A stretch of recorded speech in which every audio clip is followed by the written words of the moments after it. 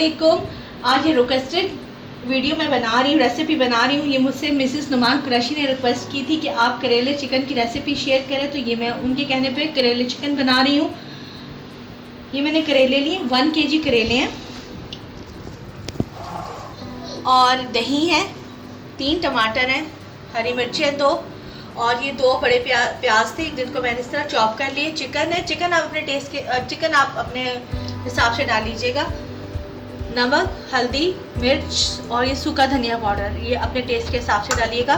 आगे चल के मैं आपको सारी क्वांटिटी बताऊंगी कि दही मैंने कितना लिया। सबसे पहले मैं करेलों को ग्राइंड करूंगी। ये अगर आप करेले इस तरह काट के डालना चाहते हैं तो आप इस तरह भी काट के डाल सकते हैं, इनको आप चॉप मत करें।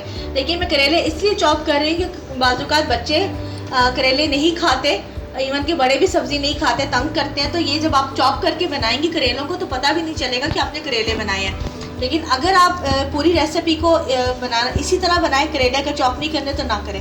लेकिन मैं सबसे पहले करेले चॉप कर रही हूँ। और ये याद रखिएगा, करेले चॉप करने के बाद इस पर मैं नमक लगा के तो इसको आधे घंटे के लिए रखूँगी।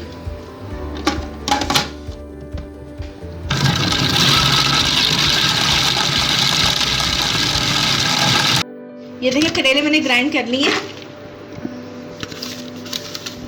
अगर आप इसको मज़ीद ग्राइंड करना चाहते हैं तो और ग्राइंड कर लें,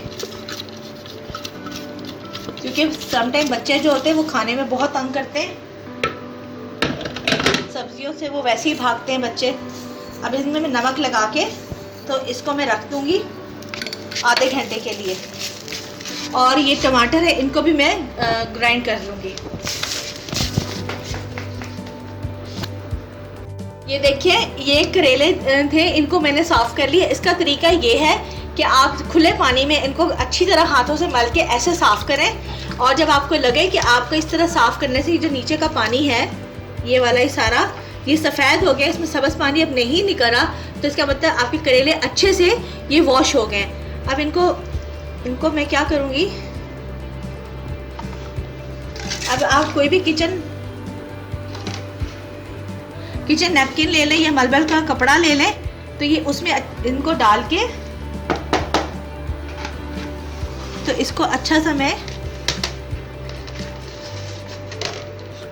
इसको ऐसे स्क्यूज कर लेंगे। इससे क्या होता है, इससे ऐसे करने से जो करेलों की जो कड़वाहट होती है वो ख़त्म हो जाती है।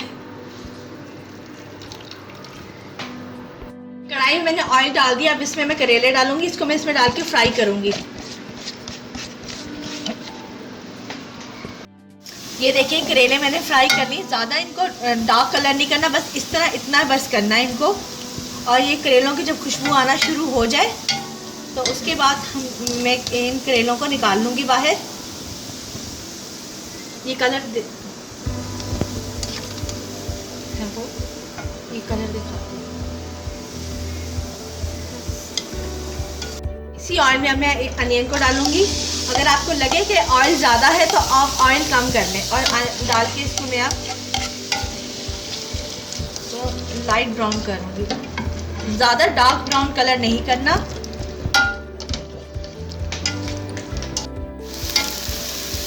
ये देखिए प्याज की इस तरह कलर प्याज का करना, और प्याज की बड़ी प्यारी सी इस वक्त खुशबू आ रही है।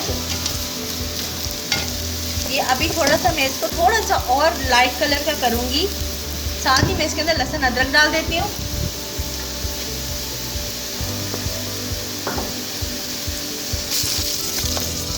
और थोड़ी देर के बाद मैं इसमें चिकन डाल के इसको भूनूंगी।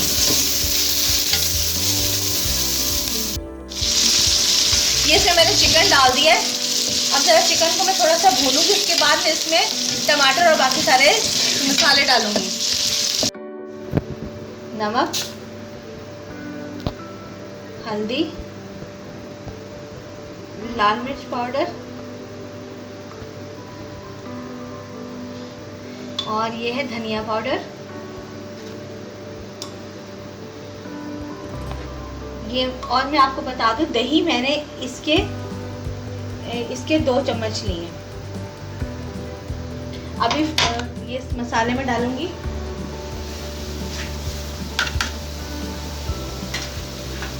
और इनको भूनूंगी।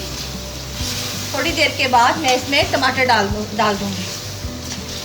अभी इसमें टमाटर डालूँगी मैं, और टमाटर डाल के इसको अच्छा से भूनूंगी ताकि टमाटर का कच्चापन ख़त्म हो जाए। ये टमाटर अच्छी तरह भून गए हैं। साथ ही इसमें दही डाल दूँगी मैं। देखिए टमाटरों को भूनना ज़रूरी है ताकि इसका टमाटर का कच्चापन ख़त्म हो।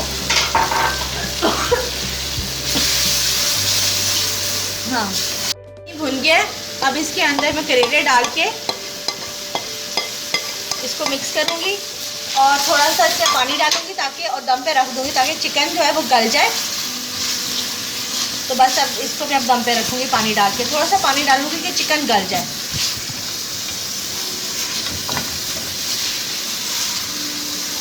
तैयार है, इसको आप ट्राई करें और मुझे बताएं कि आज की आपको मेरी रेसिपी कैसी लगी। एक बात कहूँगी कि अगर आपके पास बड़े टमाटर हैं तो आप 1 टमाटर डालिएगा, अगर छोटे हैं तो फिर 3 डालिएगा। और ज़रूर ट्राई कीजिएगा आज की रेसिपी। मुझे दुआ में याद रखिएगा। मेरे चैनल को शेयर करें, सब्सक्राइब करें। अल्लाह हाफ़िज़।